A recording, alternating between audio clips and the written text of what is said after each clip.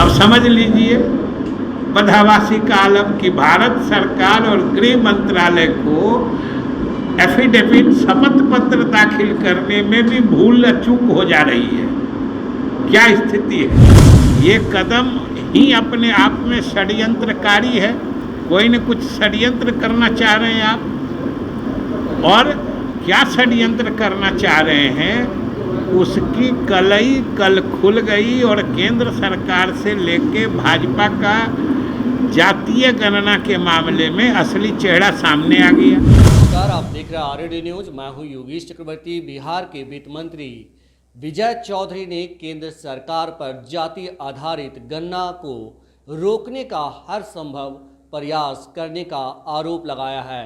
उन्होंने कहा कि पहले पटना हाईकोर्ट में याचिका दायर करके जाति आधारित गणना को रोकने की कोशिश की गई, लेकिन जब पटना हाईकोर्ट ने जाति आधारित गणना के निर्णय को सही करार दिया तो अब बीजेपी के लोग सुप्रीम कोर्ट का दरवाज़ा खटखटा रहे हैं और बाकायदा गृह मंत्रालय ने हल्फनामा दायर करके कहा है कि ये राज्य सरकार का अधिकार क्षेत्र में नहीं आता है, जबकि बिहार सरकार बार बार कहती रही है कि हम जनगणना नहीं करा रहे, जाति आधारित गणना करा रहे हैं।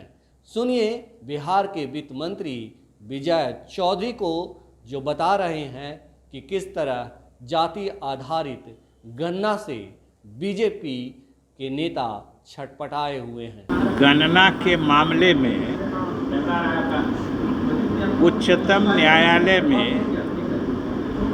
कल केंद्र सरकार का जो कारनामा हुआ है वह न सिर्फ हास्यास्पद है, आश्चर्यजनक है, बल्कि बिहार के गरीब लोगों के हितों के बिल्कुल विपरीत है। इसलिए कि आप सोचिए कि इस पूरे प्रकरण में जातीय गणना से जुड़ा मामला न्यायालय में पिछले कई महीने से उच्च न्यायालय से उच्चतम न्यायालय तक इस पर सुनवाई चलती रही है, लेकिन केंद्र सरकार कहीं इसमें शामिल नहीं हुई थी। अनेक तरह से लोग लोकहित याचिकाओं के माध्यम से इसको बाधित करना चाह रहे थे, लेकिन बिहार सरकार की मुस्तैदी के कारण ये मामला कहीं रुका नहीं और पटना उच्च न्यायालय ने बिल्कुल बिहार सरकार की सोच और जो ये जातीय गणना का काम आर्थिक सर्वेक्षण के साथ करा रही है उसके पक्ष में फैसला दिया। अब इसके विरोध में कुछ लोग उच्चतम न्यायालय गए, लेकिन उच्चतम न्यायालय में भी इतने दिनों से केंद्र सरकार की नींद नहीं टूटी थी, लेकिन अचानक से मामला जब समापन की ओर और बिहार सरकार का जो मामला है, बिहार सरकार जो करना चाह रही है, लग रहा था कि अब उच्चतम न्यायालय उस पर अंतिम अनुकूल फैसला देने वाला है, तो केंद्र सरकार अंतिम समय में उसमें कूद गई और कूदी सो कितने हास्यास्पद तरीके से ये भी आप लोगों ने देखा है कि केंद्र सरकार ने हलफनामे में क्या कहा कि न वो इसके पक्ष में है न इसके विपक्ष में है, लेकिन उनको कुछ कहना है। अब ये सोचिए कि जब आपको न पक्ष में कहना है न विपक्ष में कहना है, इसका मतलब ये कदम ही अपने आप में षड्यंत्रकारी है। कोई न कुछ षड्यंत्र करना चाह रहे हैं आप, और क्या षड्यंत्र करना चाह रहे हैं उसकी कलई कल खुल गई और केंद्र सरकार से लेके भाजपा का जातीय गणना के मामले में असली चेहरा सामने आ गया। भारत सरकार के गृह मंत्रालय जैसे महत्वपूर्ण विभाग द्वारा देश के सर्वोच्च न्यायालय में जो शपथ पत्र दाखिल किया गया, चंद ही घंटों बाद उसको वापस लेके उसमें संशोधन किया गया और जो संशोधित हलफनामा भी है वो भी बिल्कुल जातीय गणना नहीं होने देने के लिए ही दाखिल किया गया है। उसमें स्पष्ट कहा गया है कि भाई जनगणना कराना भारत सरकार का काम है। सबसे विचित्र बात तो यह है कि जो केंद्र सरकार ने अपने हलफनामे में कहा है जाति के लोगों के आर्थिक सामाजिक स्थिति का सर्वेक्षण है और उच्च न्यायालय ने भी उसका फैसला कर दिया है कि ये सेंसस यानी जनगणना से अलग एक्सरसाइज है। और तब फिर भारत सरकार द्वारा जानबूझ के एक संशय की स्थिति, कन्फ्यूजन की स्थिति पैदा करने के लिए आखिर ये कहने की क्या ज़रूरत थी। आज तक कोई भाजपा के नेता या केंद्र सरकार ये नहीं बता पा रही है कि आखिर अगर उनको न पक्ष में कहना है न विपक्ष में कहना है तो उच्चतम न्यायालय गए क्यों। कोई कारण नहीं बता रहा है, न भाजपा के नेता बता रहे हैं कि भाई आपको कुछ कहना ही नहीं है। और सिर्फ ये कहने के लिए कि भाई जनगणना कराना केंद्र सरकार का अधिकार है, ये कहने के लिए आपको परेशान होने की क्या ज़रूरत थी। ये तो बिहार सरकार शुरू से कह रही है कि जनगणना कराना भारत सरकार का अधिकार है। हम लोग जनगणना नहीं करा रहे हैं। पटना उच्च न्यायालय का फैसला हो चुका है कि बिहार सरकार जो करा रही है वो जनगणना नहीं है और बिहार सरकार के अधिकार क्षेत्र के भीतर की बात है। तब फिर जानबूझ के, और सबसे बड़ी बात है कि भाई जातीय गणना के कार्य को सफल होते देख बेचैनी और बदहवासी, जिसको कहते हैं बदहवासी का आलम ये है कि समझिए भारत सरकार का सॉलिसिटर जनरल गृह मंत्रालय जो शपथ पत्र दाखिल करता है सुप्रीम कोर्ट में, उसको कुछ ही घंटे में बदल देता है। मतलब होश में नहीं है कि क्या हमको डालना है क्या नहीं डालना। आज भी हम लोग ये नहीं समझ पा रहे हैं कि उन्होंने जो कुछ भी हलफनामे में दिया है उसका अर्थ क्या है, उसका प्रसंग क्या है। वो ये कहने के लिए उच्चतम न्यायालय क्यों गए जो बिहार सरकार पहले से कह रही है। और संशोधन क्या किया है वो भी बिल्कुल मजाकिया है। एक ही चीज़ को वो दो तरीके से कह रहे थे कि उनका कहना था कि जनगणना कराना केंद्र सरकार का अधिकार है, और जिस 5वें पैरा की बात कर रहे हैं जो खुद गलती भी माना है गृह मंत्रालय ने, जो ये गलती से 5वां पैरा चला गया है, उसमें उसी बात को कहा गया था कि भारत सरकार छोड़ के कोई दूसरी सरकार या कोई दूसरे बॉडी ये काम नहीं करा सकता है। तो आपने उसको हटा दिया, लेकिन ये काम भारत सरकार ही जनगणना करा सकती है। अब आप ही सोचिए कि इसको कौन प्रोटेस्ट कर रहा था, इस पर तो कहीं विवाद था नहीं। तो ये कहने के लिए जाना ये जरूर कहीं न कहीं किसी न किसी साजिश और षड्यंत्र का ही हिस्सा दिखता है, नहीं तो क्या हड़बड़ी थी कहने की।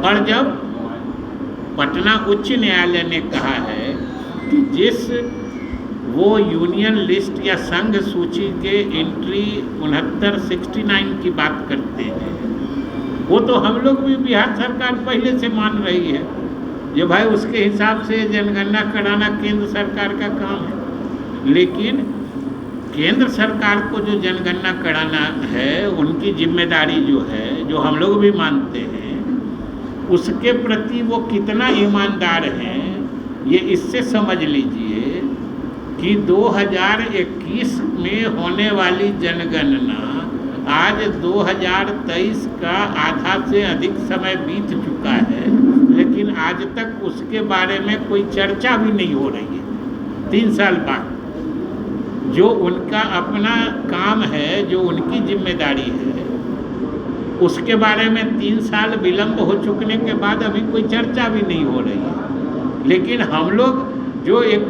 करा रहे हैं, बिहार के हर जात हर तबके के गरीब लोगों के हित में, उसको बाधित करने के लिए ये जरूर तरह तरह का प्रपंच रच के पहले तो अपने लोगों के माध्यम से, लोक हित याचिकाओं के माध्यम से रोकना चाहा, वो नहीं रुका। फैसला बिहार सरकार के पक्ष में हुआ। अब अपने केंद्र सरकार गृह मंत्रालय सामने आके कूद गई है और घबराहट, बेचैनी, बदहवासी का आलम ये है कि अभी शपथ पत्र दायर होता है और 2 घंटे में फिर उसमें संशोधन, उसका भी कोई मतलब नहीं है, क्योंकि बात वही की वही है। और बात वही यही है कि केंद्र सरकार किसी हाल में बिहार सरकार के काम को रोकना चाहती है। नहीं तो ये जाके कहना कि जनगणना कराना मेरा अधिकार है, कौन कह रहा है कि आपका अधिकार नहीं है? आपका अधिकार है, ये भी लोग जानता है, और आप नहीं करा रहे हैं, ये भी लोग देख रहा है। तो इसलिए अब हम तो ये समझना चाहते हैं कि कोई आप लोग भी जरूर जरा भाजपा के यहाँ एक से एक वरिष्ठ नेता हैं, जरा ये जरूर पूछिए कि केंद्र सरकार गृह मंत्रालय को इस मामले में दखल देने की या शपथ पत्र दाखिल करने का प्रसंग, औचित्य या कारण क्या था, कि कोई हमको समझा दे, या फिर क्या कारण था। इसलिए ये लोग सिर्फ इसको बाधित करना चाहते हैं, और जो वो कर रहे हैं वो तो भारत सरकार का ही अधिनियम है, एक्ट है, जिसको कलेक्शन ऑफ स्टैटिस्टिक्स एक्ट 2008 का है। उसी के तहत ये राज्य सरकारों को भी अधिकार है कि वो अपने क्षेत्र में जनता के सामाजिक, आर्थिक या कोई पर्यावरणीय संबंध में कोई भी स्थिति का आकलन करने के लिए सर्वेक्षण का काम करा सकती है। ये तो पूरी तरीके से राज्य सरकार अधिकृत है। फिर भी ये बराबर बाधा डालने का काम ये भाजपा के, समझिए, असली चेहरे को उजागर करता है, और उजागर ही नहीं करता है। यही बिहार में जो सर्वदलीय बैठक हुई थी, उसमें भाजपा ने भी जो सहमति दी थी, अब तो उनके उस सहमति के नियत पर भी प्रश्न चिन्ह लग रहा है कि भाई भाजपा यहाँ सहमति दे रही है और केंद्र सरकार रोक रही है, तो यहाँ वाली भाजपा सही है कि केंद्र सरकार सही है? यही पूछ लीजिएगा भाजपा नेता से कि आप सही हैं कि आपके ऊपर वाले सही हैं। इसलिए ये बिहार की जनता अच्छे से देख रही है और समझ भी रही है। किस पार्ट को हटा दिया गया? 5वें पैरे को बात तो हटाई गई है 2 घंटे में, पहले पीछे का कहाँ बात है। कल ही 5 पैरा का एक शपथ पत्र भारत सरकार ने उच्चतम न्यायालय में दाखिल किया, और कुछ ही घंटे के बाद 5वें पैरा को ये कहते हुए कि ये भूल से, चूक से, अब समझ लीजिए बदहवासी का आलम कि भारत सरकार और गृह मंत्रालय को एफिडेविट, शपथ पत्र दाखिल करने में भी भूल चूक हो जा रही है। क्या स्थिति है? और 5वें पैरे को हटाया भी तो उससे इफेक्चुअली जो कहते हैं उसके अंतिम मतलब असर में, प्रभाव में क्या फर्क आता है। 4थे पैरा में कहा गया है उसी एफिडेविट में कि यह अधिकार सिर्फ केंद्र सरकार को है। 5वें पैराग्राफ में कहा गया था जो केंद्र सरकार को छोड़ के कोई दूसरा आदमी नहीं करा सकता है। तो अगर पांचवा हट गया चौथा तो है ही। लेकिन हास्यास्पद ये है कि ये लोग वो बात कह रहे हैं जिसको कभी किसी ने कंटेस्ट किया ही नहीं है, किसी ने उस पर विवाद नहीं खड़ा किया है। हम लोग तो राज्य सरकार तो शुरू से कह रही है कि जनगणना कराना केंद्र सरकार का काम है। हम लोग कहाँ कभी कहें कि हम लोग जनगणना करा रहे हैं। मुख्यमंत्री आप लोग बराबर ये कहते हैं कि हमारा जो मकसद है वो है कि हम इसके जरिए जन कल्याणकारी योजनाएं बनाएंगे, गरीबों का आंकड़ा मिलेगा। आरजेडी ने जो बातें कही है मनोज झा ने, उससे तो उनका मकसद साफ है। अभी सही दोनों हैं, और सही यही है कि जाति आधारित गणना हो रही है, आंकड़े आएंगे, उसके आधार पर बिहार के लिए गरीबों के लिए काम करने में मदद मिलेगी। सही ये तो नहीं है। सही अभी जनगणना में, और जिन किसी को भी इसके बारे में किसी तरह की बात हो तो जनगणना कराने का उद्देश्य जो सरकार का फैसला है उसी में निहित है। वो ये है कि सबसे पहले सही आंकड़े आने चाहिए। आज तक जो है कि सही आंकड़े आज तक नहीं आए हैं। आप ही को पूछा जाए कि अलग अलग जातियों का प्रतिशत बताइए, आप जो मालूम होगा उनको जोड़िएगा तो 100 की आबादी में 500% हो जाएगा।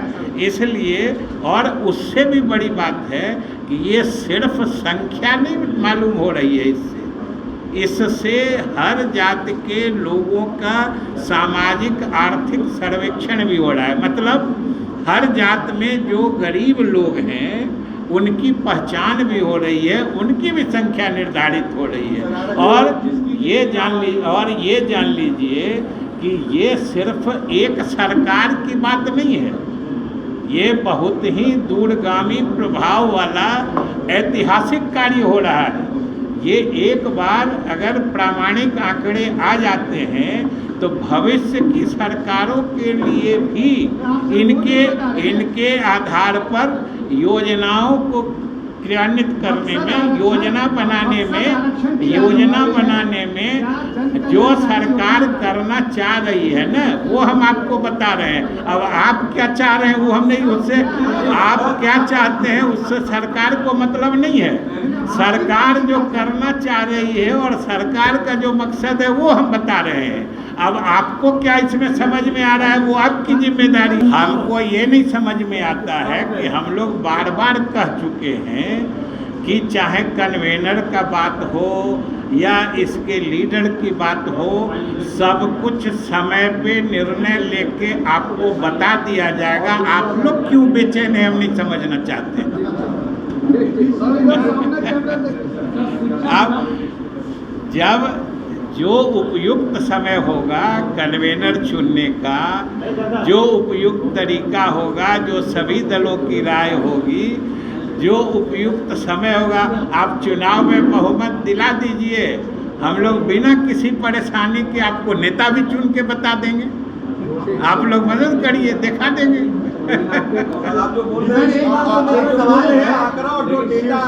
सांसद संजय राउत ने कहा है कि जो सरकार, जो पार्टी राजनीतिक सर्जिकल स्ट्राइक का ड्रामा कर सकती है, वो राम मंदिर के उद्घाटन से पहले ट्रेन पे पथराव भी करा सकती है। क्या पता नहीं, अभी सब हमने नहीं सुना। और कोई बात नहीं है क्या? अब मायावती आ रही हैं कि जा रही हैं, ये हम लोग पटना वाले क्या बताएंगे।